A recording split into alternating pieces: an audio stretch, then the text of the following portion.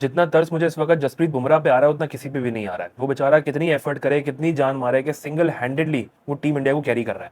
हर match में अगर India का कमबैक होता है ना, तो वो बुमराह की वजह से होता है। आज डे 4 पहली मर्तबा टीम इंडिया एक पॉजिटिव बॉडी लैंग्वेज के साथ नजर आ रही थी। ऐसा लग रहा था कि वो जीतने की भूख के लिए आए हुए हैं, एक ऐसी इंटेंट जो उनकी टेस्ट क्रिकेट में हमेशा नजर आती थी सिंस न्यूजीलैंड सीरीज। और अब तक ऑस्ट्रेलिया के साथ जो खेला है उसमें डे 4 आज वाहिद दिन था कि टीम इंडिया बिल्कुल डिफरेंट फील हुई।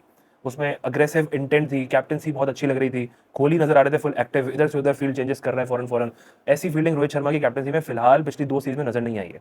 तो आज फील हो रहा था, बॉलर के साथ हर बॉल के बाद डिस्कस कर रहे हैं। एक ऐसा मैच था जो नितेश रेड्डी ने ला के इंडिया की प्लेट में रख दिया था कि ये यहाँ से हार नहीं सकते थे।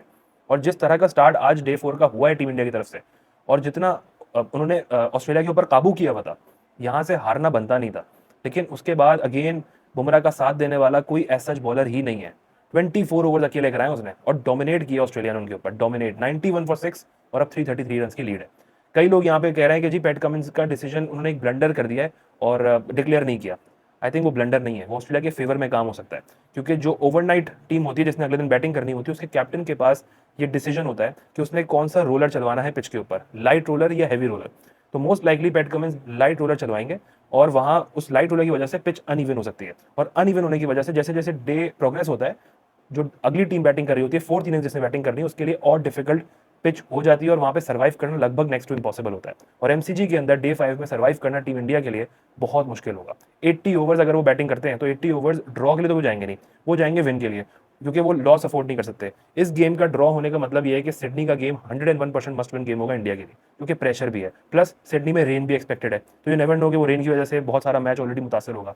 तो उनको पता है ऑस्ट्रेलिया को कि ये गेम उन्होंने जीतना है। तो जीतने के लिए जाहिर सी बात है वो 250 280 का रिस्क नहीं ले सकते थे। उन्होंने मैक्सिमम टारगेट दिया, जो कि चेज होना पॉसिबल ही नहीं है एमसीजी में। पिछले 10 सालों में एमसीजी के अंदर जो हाईएस्ट टोटल चेज हुआ है वो 231 हुआ है, लगभग 100 रन ऑलरेडी वो ऊपर है। तो ये 10 सालों के अंदर, यानी 2013 में लास्ट टाइम 231 टारगेट चेज हुआ था यहाँ पे एमसीजी में। तो डे 5 सर्वाइव करना इंडिया के लिए लगभग नेक्स्ट टू इम्पॉसिबल होगा against Australian bowling lineup obviously. और प्लस ये कि डिक्लेयर ना करने की एक वजह ये भी है, तो ये ब्लंडर नहीं है, ये ऑस्ट्रेलिया के फेवर में काम आ सकता है। उसके अलावा Pat Cummins once again crucial run add कर दिए, इंपॉर्टेंट पार्टनरशिप की है लबुशेन के साथ, फिर 41 रन बनाए। First innings 49, second innings 41, 91 for 6 तो ऑस्ट्रेलिया का। ऐसा लग रहा था जैसे अभी वाइंड अप होंगे 130 138 तक और 250 रन का टारगेट मिल जाएगा। लेकिन वहां से अगेन पैट कमिंस ने उनके हाथ से फिर मैच छीन लिया। फिर पैट कमिंस के लिए तो कोई प्लान ही नहीं है इंडिया के पास। रोहित शर्मा बौखला जाते हैं जैसे पैट कमिंस आते हैं, उनके पास नहीं है कोई प्लान। एमसीजी मैच के बाद ऐसा लग रहा है जैसे रिटायरमेंट जो है ना लिख रहे हैं ये लोग बैठ के कि रोहित शर्मा आपने रिटायर होना है, आखिरी मैच नहीं खेल सकते। इस तरह डोमिनेट किया है, फ्रॉम नो वेयर ऑस्ट्रेलिया वापस आया इस गेम के अंदर, फ्रॉम नो वेयर, इस मतलब डे 4 के अंदर। वैसे तो डोमिनेट कर रहे थे बट डे 4 में बिल्कुल आउट हो चुके थे वो। इंडिया पूरे तरीके से हावी था उनके ऊपर। टेल एंड को आउट कराने के लिए आप बुमराह को लेके चले जा रहे हैं, बुमराह ओवर कराए चले जा रहे हैं, पथेटिक कैप्टनसी कर रहे थे रोहित शर्मा। आखिर में अचानक से उनको पता नहीं फिर कुछ हो गया ना, वॉशिंगटन सुंदर को उन्होंने एक ओवर दिया। वॉशी सुंदर को रखा क्यों है जब आप उसको ओवर नहीं दे रहे? 24 ओवर बुमराह ने कराए, 24 ओवर्स। वो उसको खत्म करने का प्लान कर रहे हैं कि हर मैच वो खेल भी रहा है और पूरी टीम उस पर डिपेंडेंट है कि बुमराह आउट कर देगा तो टीम जीत जाएगी, बुमराह अगर नहीं कर पाएगा तो फिर कोई और भी नहीं कर पाएगा।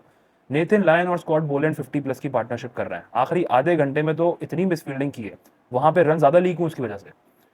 और आपका बेस्ट फील्डर जायसवाल अगर बैक टू बैक कैचेस छोड़ेगा, पैट कमिंस का कैच छोड़ दिया, लबुशेन का कैच छोड़ दिया, मेरे ख्याल से वो कैच नहीं है, वो बीजीडी ड्रॉप कर दिया उन्होंने। जायसवाल जैसे फील्डर से अभी एक्सपेक्ट नहीं कर सकते। अगर आप 2 कैचेस छोड़ रहे हैं इंपॉर्टेंट प्लेयर्स के ऐसे क्रूशल टाइम पे, तो आप डिजर्व भी नहीं करते बीजीटी। सिराज भी ओवर मिस फील्ड कर रहे थे, बॉलिंग कर रहे हैं तो ओवर अग्रेशन दिखा रहे हैं, क्राउड को चुप कराने की बातें कर रहे हैं, इशारे कर रहे हैं। भाई पहले जीत तो जाओ, इतना ओवर एक्साइटेड भी होने की जरूरत नहीं थी। अग्रेसिव अग्रेशन एक अलग चीज होती है, ओवर कॉन्फिडेंस एक अलग चीज होती है। तो कुछ ज्यादा ही ओवर कॉन्फिडेंट हो गए थे, तो बहुत बुरी कैप्टनसी की। आई थिंक वॉशिंगटन सुंदर को ओवर देना चाहिए था, शायद वो विकेट निकाल देता। वॉशिंगटन सुंदर ने आपको होम सीरीज में 7-7 आउट किए हैं अगेंस्ट न्यूजीलैंड, क्यों नहीं दे रहे उसको ओवर? खिला क्यों रहे हैं फिर? क्या सिर्फ लो मिडिल ऑर्डर पे खिलाना है? आई थिंक नितेश रेड्डी के लिए कम से कम टीम इंडिया ऐसी एफर्ट दिखा देती, क्योंकि उसने अपनी लाइफ की बेस्ट इनिंग्स खेल दी है। ऐसी सेंचुरी एमसीजी में बनाई है कि इंडिया जहां पे फॉलो ऑन या इनिंग्स डिफीट के करीब था, वहां पे उसने ला के आपको मैच विनिंग पोजीशन पे खड़ा किया है। तो रेड्डी ने पूरा मैच हाथ में प्लेट में लाके रखा था, इंडिया ने प्लेट उठा के वापस दे दी कि ये ले जी, हमें नहीं चाहिए। बहरहाल WTC फाइनल के जो चांसेस हैं वो लगभग इंडिया के नेक्स्ट टू इम्पॉसिबल हो चुके हैं। यहाँ से 330+ का टारगेट डे 5 पे या ड्रॉ के लिए सर्वाइव करना वो बहुत मुश्किल है। डे 5 पे बैटिंग करना ऐसी पिचेस पे आसान नहीं होता। तो यहाँ पे ऑब्वियसली टीम इंडिया जाएगी तो विन के लिए, चेस करने के लिए, क्योंकि अगर आप इन कंडीशंस के ऊपर ड्रॉ पे जाते हैं ना और आपकी इंटेंशन बॉल 1 से ड्रॉ होती है, तो फिर आप हारते ही हारते हैं, 100% हारते हैं। लेकिन अगर आप जीतने में जाते हैं तो अगर मैक्सिमम ऑप्शन होता है ड्रॉ करने का बीच में, तो हो सकता है इंडिया विन पे जाए, कोशिश करे, क्योंकि उनके लिए मस्ट विन गेम है।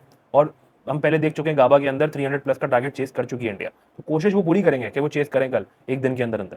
लेकिन ऑस्ट्रेलिया अगेन वो पूरे प्लान के साथ आएंगे, उनको पता है मस्ट विन गेम है, इंडिया अंडर प्रेशर है, तो वो उनको पूरे तरीके से साइड करने की 100% कोशिश करेंगे।